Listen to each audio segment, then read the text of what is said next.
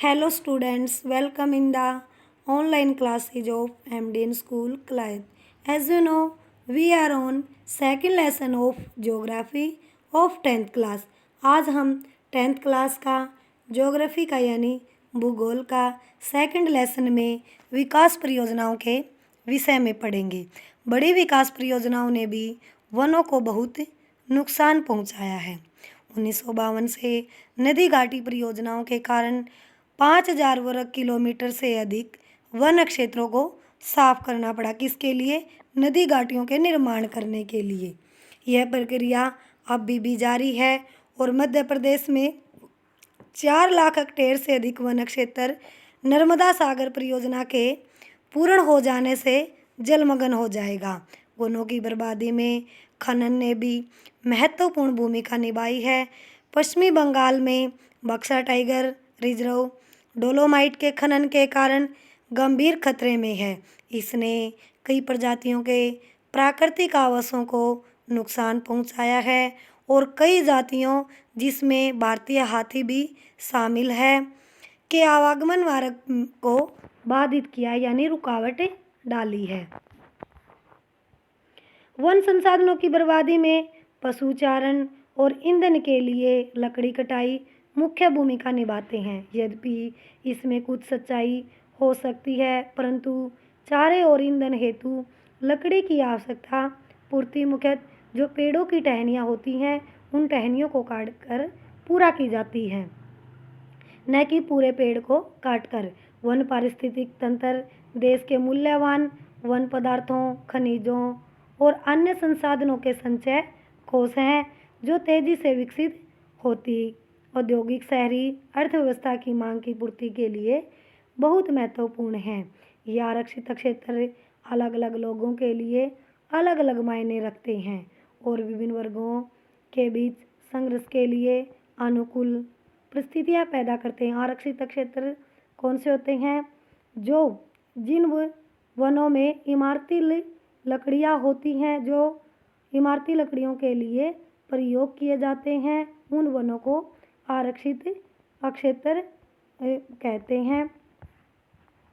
भारत में जैव विविधता को कम करने वाले कारकों में वन्य जीव के आवास का विनाश, जंगली जानवरों को मारना, वाखेटन, पर्यावरणीय प्रदूषण व विषाक्तीकरण और दावानल आदि शामिल हैं। पर्यावरण विनाश के अन्य मुख्य कारकों में संसाधनों का असमान बंटवारा व उनका असमान उपभोग और पर्यावरण के रखरखाव की जिम्मेदारी भी असमानता शामिल है। आमतौर पर विकासशील देशों में पर्यावरण विनाश का मुख्य दोषी अत्यधिक जनसंख्या को माना जाता है। कहने का अर्थ है जो विकासशील देश हैं उसमें क्या है, पर्यावरण के विनाश का मुख्य दोषी किसे माना जाता है? जो बढ़ती हुई जनसंख्या को मुख्य पर्यावरण का विनाश माना जाता है। यद्यपि एक अमेरिकी नागरिक का औसत संसाधन उपभोग का एक सोमाली नागरिक के औसत उपभोग से 40 गुना ज़्यादा है। इसी प्रकार शायद भारत के जो 5% धनी लोग हैं वो 25% गरीब लोगों की तुलना में अपने संसाधन उपभोग द्वारा पर्यावरण को अधिक नुकसान पहुंचाते हैं। कहने का अर्थ है जो गरीब लोग हैं 25% और जो 5% अमीर लोग हैं वो गरीब लोगों की तुलना में क्या है, अमीर लोग ज़्यादा संसाधनों का उपयोग करते हैं और ज़्यादा पर्यावरण को नुकसान पहुंचाते हैं। इन 5% लोगों की पर्यावरण रख रखाव में भी कोई जिम्मेदारी नहीं है, यानी कि जो पर्यावरण को सुरक्षित रखने में इन 5% जो अमीर लोग हैं इनकी कोई जिम्मेदारी नहीं है। प्रश्न यह है कि कौन क्या कहाँ से और कितना उपयोग कर रहा है। वनों और वन्य जीवन का विनाश मात्र जीव विज्ञान का विषय नहीं है। जैव संसाधनों का विनाश सांस्कृतिक विविधता के विनाश से जुड़ा हुआ है। जैव विनाश के कारण कई मूल जातियां और वनों पर आधारित समुदाय निर्धन होते जा रहे हैं और आर्थिक रूप से हाशिए पर पहुंच गए हैं और यह समुदाय खाने पीने, औषधि, सांस्कृतिक, अध्यात्म इत्यादि के लिए वनों और वन्य जीवों पर निर्भर हैं। गरीब वर्ग में महिलाएं पुरुषों की तुलना में अधिक प्रभावित हैं। कई समाजों में खाना, चारा, जल और अन्य आवश्यकता की वस्तुओं को इकट्ठा करने की मुख्य जिम्मेदारी महिलाओं की होती है। जैसे ही इन संसाधनों की कमी होती जा रही है, महिलाओं पर कार्य का भार और भी ज़्यादा बढ़ता जा रहा है और कई बार तो उनको संसाधन इकट्ठा करने के लिए 10 किलोमीटर से अधिक पैदल चलना पड़ता है। इससे उन्हें गंभीर स्वास्थ्य समस्याएं झेलनी पड़ती है। काम का समय बढ़ने के कारण घर और बच्चों की उपेक्षा होती है। कहने का अर्थ है भी जो काम का समय ज़्यादा बढ़ने के कारण वो अपने घर और बच्चों को टाइम नहीं दे पाती और जिसके गंभीर सामाजिक दुष्परिणाम हो सकते हैं। वन कटाई के परोक्ष परिणाम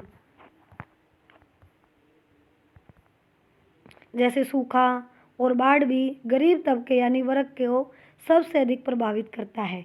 इस स्थिति में गरीबी, पर्यावरण निम्नीकरण का सीधा परिणाम होता है। भारतीय उपमहाद्वीप में वन और वन्य जीवन मानव जीवन के लिए बहुत कल्याणकारी है। अतः यह आवश्यक है कि वन और वन्य जीवन के संरक्षण के लिए यानी सुरक्षा के लिए सही नीति अपनाई जाए।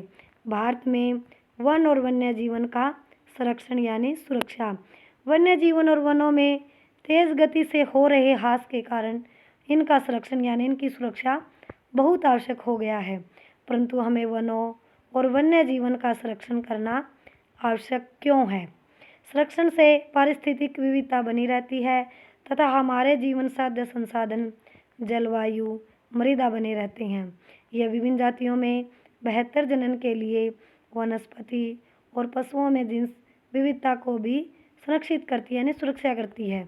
उदाहरण के तौर पर हम कृषि में अभी भी पारंपरिक फसलों पर निर्भर हैं।